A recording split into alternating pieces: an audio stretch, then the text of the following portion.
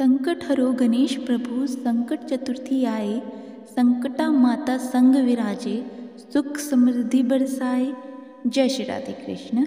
आप सभी को संकष्टी चतुर्थी की ढेरों ढेरों शुभकामनाएं। संकट चौथ, जिसे माघी चौथ भी कहते हैं, जो कि माघ मास के कृष्ण पक्ष की संकट चतुर्थी के दिन रखा जाता है। यह व्रत सभी माताओं बहनों के लिए बहुत ही लाभकारी होता है, क्योंकि इस दिन माताएं अपनी संतान की दीर्घायु के लिए, उनकी रक्षा, उनके उज्जवल भविष्य के लिए निर्जला और निराहार व्रत रखती हैं। साथ ही निसंतान महिलाएं इस व्रत को संतान प्राप्ति की कामना से करती हैं। इस व्रत में जितना आवश्यक, जितना अनिवार्य पूजा करना होता है, उससे भी ज़्यादा जरूरी होता है व्रत की कथा सुनना। तो प्रिय श्रोताओं, आज की इस वीडियो में मैं आपको संकट चौथ के व्रत में हर घर में सुनी और सुनाई जाने वाली कथा सुनाऊंगी। ये कथा बहुत ही महत्वपूर्ण है। आप सभी से अनुरोध है, कथा को पूरा जरूर सुनिएगा, बीच में अधूरा मत छोड़िएगा। अपनी अपनी श्रद्धा और सामर्थ्य के अनुसार संकट चौथ की पूजा करने के बाद कथा से पहले अपने हाथ में कुछ तिल या पुष्प रखें। कथा समाप्ति के बाद इन तिल और पुष्प को जल के लोटे में डालकर चंद्र देवता को जल का अर्घ देना चाहिए, तभी कथा श्रवण का पूरा पूरा पुण्य प्राप्त होता है। एक बार एक गांव में एक बूढ़ी माई रहती थी। वह बूढ़ी माई बहुत ज़्यादा गरीब थी। उन बूढ़ी माई के परिवार में उनका एक बेटा था, वही उनके बुढ़ापे का इकलौता सहारा था। उनके पास कुछ था तो नहीं, लेकिन गांव के जितने भी घरों में पशु थे, उन लोगों के पशुओं को बूढ़ी माई का बेटा जंगल में चराने ले जाया करता।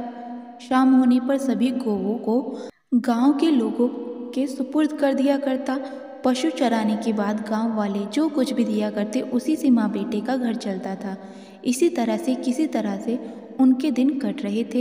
एक बार की बात है, बूढ़ी माई का बेटा गांव के पशु को जंगल में चराने के लिए ले जा रहा था, तो रास्ते में उसे गांव की कुछ महिलाएं मिली, जिनमें से एक बुजुर्ग सी दिखने वाली महिला ने उस बेटे से कहा कि बेटा, तुम तो सारा दिन जंगल में गाय चराते फिरते हो, घर में तुम्हारी माँ बैठकर पकवान बना बना कर खाती है।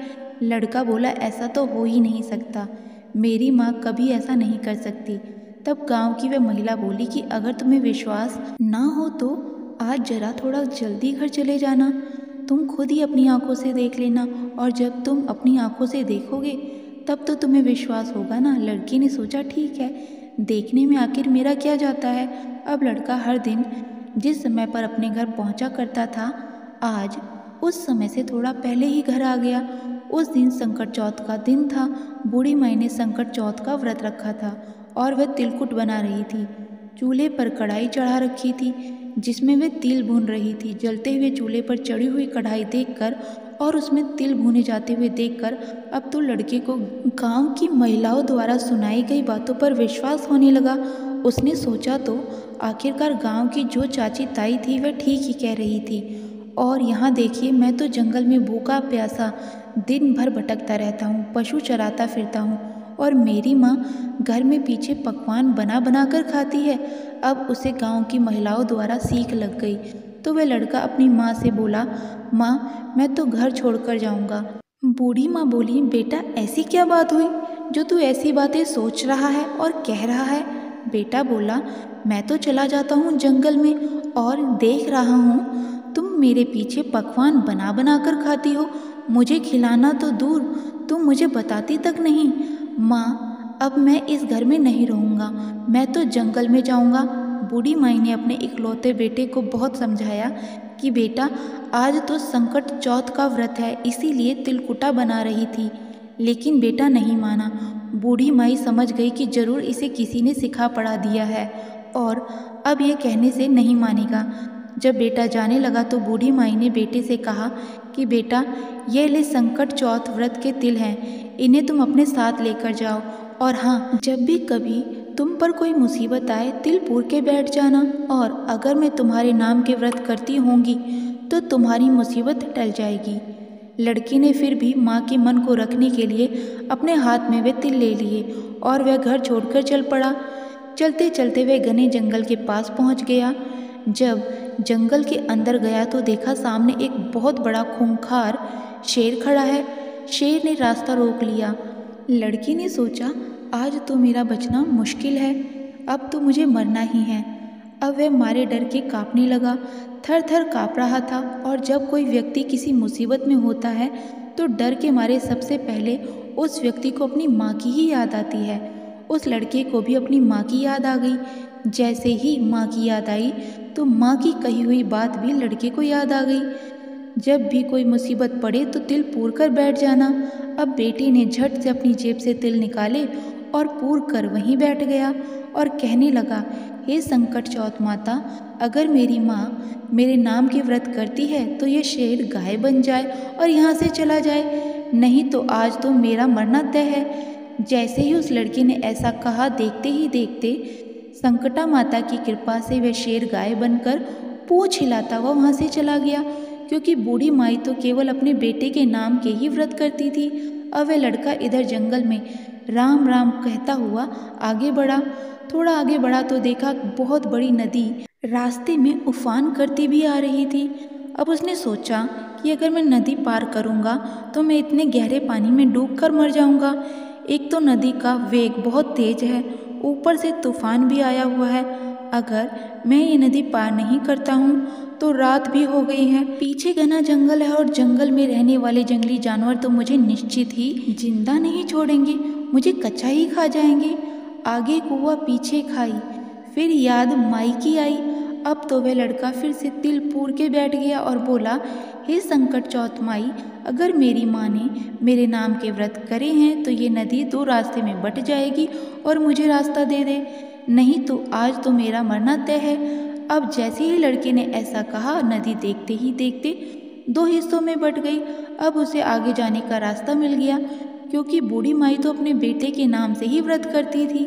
नदी पार करके वह दूसरी नगरी में पहुंच गया तो वहां उसने देखा कि एक बुढ़िया पुए बनाती जाए और आंखों से जार जार आंसू बहाकर रोती जाए। उसने इस तरह से पकवान बनाती और रोती हुई बुढ़िया माई को देखा तो पूछा, अरे माई, पूड़े बना रही हो, इसका मतलब तुम्हारे घर में कोई खुशी का माहौल है और साथ साथ तुम रो भी रही हो, तो जरूर तुम्हारे मन में कोई दुख भी है। अब मुझे बताओ, ये खुशी और दुख एक साथ कैसे? तो वह बूढ़ी माई बोली, बेटा मैं क्या बताऊं, हमारी नगरी में हर छठे महीने आवा पकता है।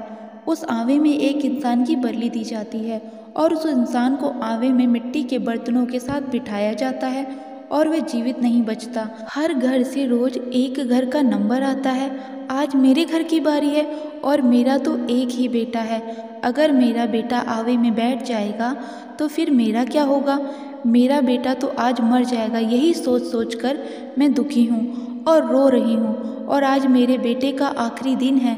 मैं चाहती हूँ कि आखिरी बार मैं उसके लिए पुए बनाऊँ, पकवान बनाऊँ। इसीलिए आखिरी बार उसके लिए भोजन बना रही हूँ। तो सोचा कुछ अच्छा बनाकर खिला दूँ और मेरे बेटे को पुए बहुत पसंद हैं, इसीलिए मैं उसके लिए पुए बना रही हूँ। उस दुखिया की बात सुनकर बूढ़ी माई के बेटे को उस पर दया आ गई तो वह कहने लगा, बूढ़ी माई, अगर तुम ये सारे पुए मुझे खिला दो तो मैं तुम्हारे बेटे की जगह चला जाऊंगा। तो वह बूढ़ी माई बोली, बेटा तू तो जितना चाहे मर्जी उतने पुए खा ले, चाहे तो सारे खा ले, लेकिन यूं किसी की आई पर भला कौन जाता है? बुलावा मेरे बेटे का है, लेकिन उसकी मृत्यु को कौन अपने हाथ में लेगा? तू उसके बदले क्यों जाएगा? ऐसा भला कौन खुद ही मौत को गले लगाता है? लेकिन वह बूढ़ी माई का बेटा बोला, माँ आप चिंता मत करो, मैं तुम्हारे बेटे की जगह चला जाऊंगा। इस तरह भरपेट पुए खाकर वह सो गया। उसे तो गहरी नींद आ गई। इधर राजा का आदेश पर सैनिक बूढ़ी माई के बेटे को लेने के लिए आ गए और उसका द्वार खटखटाने लगे।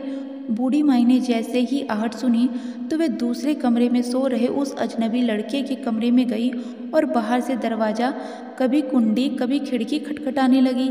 लेकिन वह लड़का तो गहरी नींद में सोया हुआ था।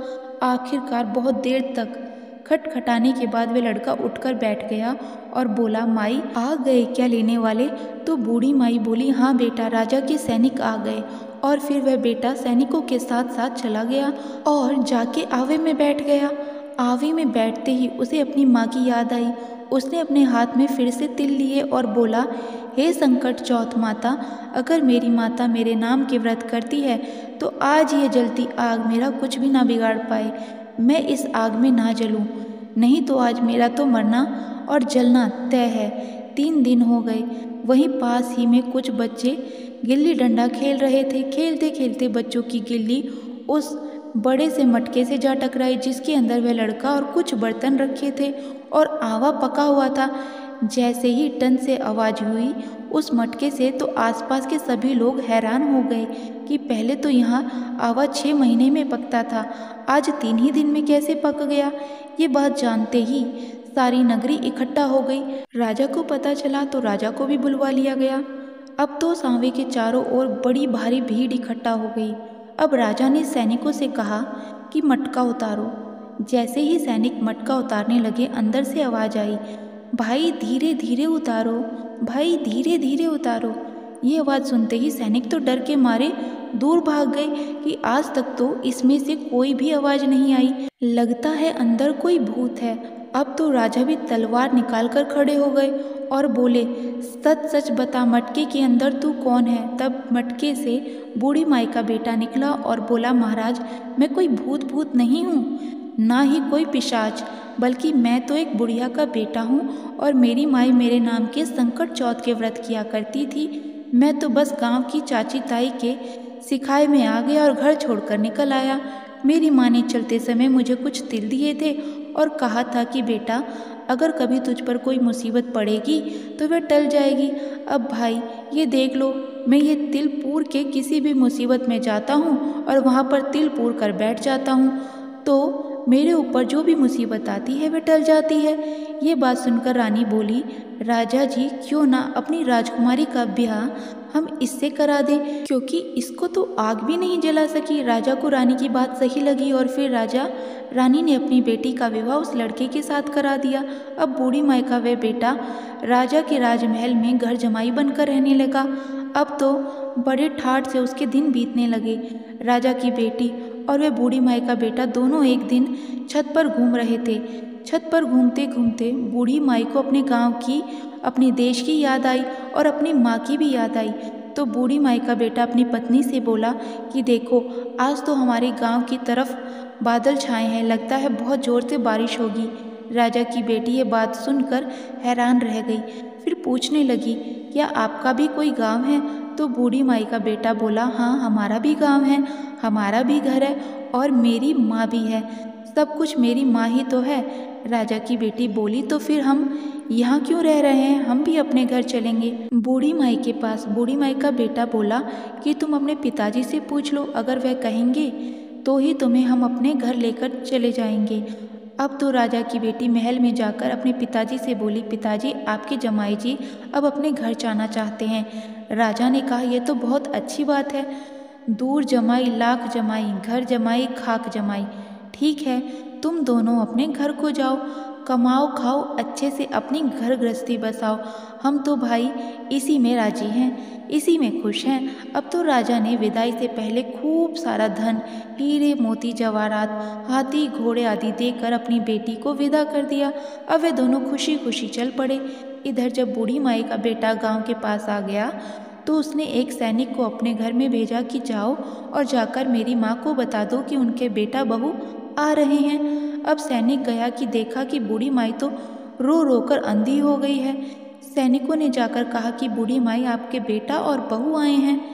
बूढ़ी माई सैनिकों से बोली, बेटा सारा गांव तो मेरी हंसी उड़ाता है, अब तुम भी हंसी उड़ाने लग गए। मेरा बेटा तो घर छोड़कर चला गया क्योंकि उसे तो सीख लग गई थी और पता नहीं अब तो उसे कोई जानवर खा गया होगा, वे जिंदा भी है या नहीं और मुझे उसकी कोई खबर भी नहीं। तो सैनिक कहने लगे, नहीं माई आपका बेटा सचमुच आया है और अपनी पत्नी को भी लेकर आया है। अब तो सारा गांव इकट्ठा हो गया कि बूढ़ी माई का बेटा आ गया, लेकिन बूढ़ी माई को तो अब तक विश्वास ही नहीं हो रहा था। तब वह हाथ जोड़कर संकटा माता का ध्यान करके बोली, हे संकट चौथ माता, अगर मेरा बेटा सचमुच आया है तो दूध की धार सीधी इसके मूंछों पर पड़ेगी। अब उसे चमड़े की अंगियां पहनाई गई। जैसे ही बूढ़ी माई का बेटा उसके सामने आया तो अंगियां फटकर दूध की धार छाती से बहकर बेटे की दाढ़ी मूंछ भिगाकर आ गई। अब तो पूरे गांव में हंगामा मच गया कि बूढ़ी माई का बेटा आ गया, बूढ़ी माई का बेटा आ गया। और संकट चौथ माता की कृपा से बूढ़ी माई की आंखें भी ठीक हो गई। जैसे कि बेटा बहू सामने आए उन्हें देखकर बूढ़ी माई बहुत खुश हुई। बेटा अपनी माँ के पैरों में गिर पड़ा और कहने लगा, माई मुझे माफ़ कर दो, मैं तो चाची ताई के सिखाए में आ गया था और घर छोड़कर चला गया था।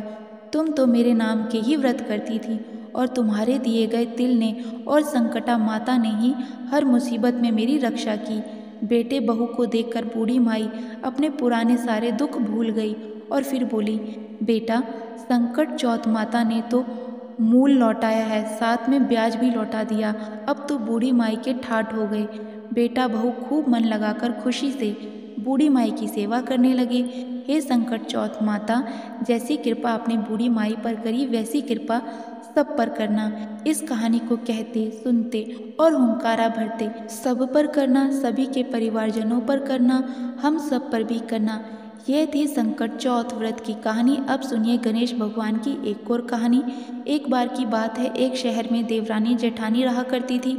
देवरानी तो गणेश भगवान की बड़ी भक्त थी और वह नियमित पूजा पाठ भी करती थी। देवरानी का पति जंगल से लकड़ियां काटकर उसे बेचा करता और अक्सर बीमार भी रहता था। देवरानी गरीब थी और जेठानी बहुत अमीर थी। देवरानी अपनी जेठानी के घर का सारा काम करती और बदले में जेठानी उसे बचा हुआ खाना, पुराने कपड़े आदि दे दिया करती। इसी से देवरानी का परिवार चल रहा था। ऐसा करते करते देवरानी के दिन किसी न किसी तरह से गुजर रहे थे। ऐसा ही करते करते अब माघ का महीना आ गया और चतुर्थी तिथि पर देवरानी ने तिल चौथ यानी संकट चौथ का व्रत रखा और पूजा करके तिल चौथ की कथा सुनी। फिर तिलकुटा छीके में रख दिया और सोचा कि रात को चंद्रमा निकलने के बाद ही कुछ खाऊंगी। इस तरह से कथा सुनकर वह जेठानी के यहाँ काम करने चली गई। जेठानी के यहाँ पहुंचकर भोजन बनाकर जेठानी के बच्चों को भोजन कराने के लिए कहने लगी तो बच्चे बोले, चाची माँ ने तो व्रत रखा है और माँ भूखी है, माँ जब भोजन करेगी तभी हम भी करेंगे। जब जेठ जी को भोजन कराने के लिए कहा तो जेठ जी बोले, मैं अकेला नहीं खाऊंगा, जब चंद्रमा निकलेगा तभी मैं भी खाऊंगा। अब देवरानी ने कहा कि मुझे भी घर जाना है, इसलिए मुझे खाना दे दो। तब जेठानी ने उससे कहा कि आज तो अभी तक किसी ने भी भोजन नहीं किया, तो मैं तुम्हें कैसे दे दूं? तुम सवेरे ही बचा हुआ खाना ले जाना। जेठानी की बात सुनकर जेठानी उदास होकर घर चली आई। देवरानी के घर पर पति बच्चे सब आस लगाए बैठे थे कि आज तो त्योहार का दिन है, कुछ अच्छा खाने को मिलेगा। लेकिन जब बच्चों को पता चला कि आज तो रोटी भी नहीं मिलेगी तो बच्चे रोने लगे। ये देखकर देवरानी के पति को गुस्सा आ गया और कहने लगा, दिन भर काम करने के बाद भी 2 रोटियां नहीं ला सकती तो काम ही क्यों करती हो? पति ने गुस्से में आकर पत्नी को कपड़े धोने के धोवन से पीटा। धोवन हाथ से छूट गया तो पाटे से मारा। वे बेचारी गणेश जी को याद करती हुई रोते रोते पानी पीकर सो गई। उस दिन गणेश जी देवरानी के सपने में आए और कहने लगे, धोवन मारी पाटे मारी, सो रही है या जाग रही है? वह बोली, कुछ सो रही हूँ और कुछ जाग रही हूँ। गणेश जी बोले, भूख लगी है, खाने के लिए कुछ दे दो। देवरानी बोली, क्या दूँ? मेरे घर में तो अन्न का एक दाना भी नहीं है। जेठानी बचा हुआ खाना देती थी, आज तो वह भी नहीं मिला। देवरानी ने आगे कहा कि पूजा का बचा हुआ तिलकुटा छीके में पड़ा है, वही खा लो। गणेश जी ने निकालकर तिलकुटा खाया और उसके बाद कहने लगे, धोवन मारी पाटे मारी, निपटाए लगी है, कहाँ निपटे? यह तो खाली झोपड़ी है, आप कहीं भी जा सकते हैं, जहाँ इच्छा हो वहाँ निपट लो। फिर गणेश जी बोले, अच्छा तो अब कहाँ पहुँचूँ? अब की बार तो देवरानी को बहुत गुस्सा आया। कहने लगे, कब से परेशान किए जा रहे हो, सोने भी नहीं देते। वो बोली, मेरे सिर पर पूछो, और कहाँ पूछोगे? अब देवरानी जब सुबह सोकर उठी तो देखकर हैरान रह गई कि उसका पूरा घर तो हीरे और मोतियों से जगमगा रहा है। सिर पर जहाँ विनायक जी पोंछनी करके गए थे वहाँ पर तो हीरे के टीके और बिंदी जगमगा रहे थे। अब देवरानी जेठानी के यहाँ काम करने नहीं गई। जेठानी ने कुछ देर तक तो उसका इंतज़ार किया, फिर बच्चों को देवरानी को बुलाने भेज दिया। जेठानी ने सोचा, कल खाना नहीं दिया था इसीलिए शायद देवरानी बुरा मान गई होगी। बच्चे बुलाने गए और बोले, चाची चलो, माँ ने बुलाया है। दुनिया में चाहे कोई मौका चूक जाए पर देवरानी जेठानी आपस में कहने का मौका कोई नहीं छोड़ती। देवरानी कहने लगी, बेटा बहुत दिन तेरी माँ के यहाँ काम कर लिया, अब तुम अपनी माँ को ही मेरे यहाँ काम करने भेज दो। बच्चों ने घर जाकर माँ से कहा, माँ, चाची का पूरा घर तो हीरे और मोतियों से जगमगा उठा है। जेठानी को विश्वास ही नहीं हुआ। दौड़कर झट देवरानी के घर पहुंची, देखकर हैरान रह गई और पूछा, ये सब कैसे हो गया। तब देवरानी ने जेठानी को रात में हुई सारी घटना बताई। जो कुछ भी उसके साथ हुआ था एक एक बात सच सच बता दी, क्योंकि वह दिल की बहुत सच्ची थी। अब तो घर लौटकर जेठानी ने कुछ सोचा और अपने पति से कहने लगी, सुनिए, आज आप मुझे धोवन और पाटे से मारो। उसका पति बोला, अरे भली मानस, मैंने तो कभी तुम पर हाथ तक नहीं उठाया, मैं भला तुम्हें धोवन और पाटे से कैसे मार सकता हूँ। पर वह नहीं मानी और जिद करने लगी। आखिरकार मजबूर होकर पति को उसे मारना पड़ा। मार खाने के बाद उसने ढेर सारा घी डालकर चूरमा बनाया और छीके में रखकर सो गई। रात को विनायक जी जेठानी के सपने में भी आए और कहने लगे कि भूख लगी है, मैं क्या खाऊं। जेठानी बोली, हे गणेश भगवान जी, आपने तो मेरी देवरानी के घर पर एक चुटकी सूखा तिलकुट खाया था, मैंने तो झड़ते घी का चूरमा बनाया है और आपके लिए छीके में रखा है। साथ साथ फल और मेवा भी रखे हैं, जो आपकी इच्छा हो खा लो। गणेश जी बोले, खा लिया, अब बताओ निपटे कहाँ। जेठानी बोली, उसके यहाँ तो टूटी हुई झोपड़ी थी, मेरे यहाँ तो बहुत अच्छा महल है, जहाँ चाहे निपट सकते हो। तो गणेश जी ने पूछा, अच्छा अब ये बताओ पूछे कहाँ। तो वह बोली, मेरे माथे पर बड़ी सी बिंदी लगाकर पूछ लो। धन की भूखी लालची जेठानी रात भर खुशी से फूल ही नहीं समा रही थी। सोच रही थी कि सुबह जब उठेगी तो पूरा घर उसे हीरे मोती सोने जवाहरात चांदी से भरा मिलेगा। सोचते हुए वे बहुत जल्दी उठ गई, लेकिन वह क्या उसने देखा तो हैरान रह गई कि उसका पूरा घर गंदगी और बदबू से भरा हुआ था और वहीं उसके सिर पर भी बहुत सी गंदगी लगी हुई थी। यह सब देखकर जेठानी ने अपना माथा पीट लिया और कहने लगी, हे गणेश जी महाराज, ये आपने क्या किया, मुझसे रूठे और देवरानी पर टूटे। अब जेठानी ने घर साफ करने की बहुत कोशिश की, परंतु गंदगी तो ज़्यादा फैलती ही गई। जेठानी के पति को मालूम हुआ तो वह भी बहुत गुस्सा हुआ और बोला, तेरे पास तो इतना सब कुछ था, फिर भी तेरा मन नहीं भरा। परेशान होकर जेठानी चौथ के विनायक जी से मदद की विनती करने लगी। बोली, हे गणपति जी, मुझसे बहुत बड़ी भूल हुई, मुझे क्षमा करो। विनायक जी ने कहा, देवरानी से जलन के कारण जो तूने किया है ना, यह उसी का फल है, तुझे मिला है। अब तू अपने धन में से आधा उसे देगी, तभी ये साफ होगा। गणेश जी के कहने पर उसने आधा धन तो बांट लिया, लेकिन मोहर की एक हांडी चूल्हे के नीचे गाड़ कर रख दी। उसने सोचा किसी को पता नहीं चलेगा और उसने उस धन को नहीं बांटा। गणेश भगवान तो सब कुछ जानते हैं।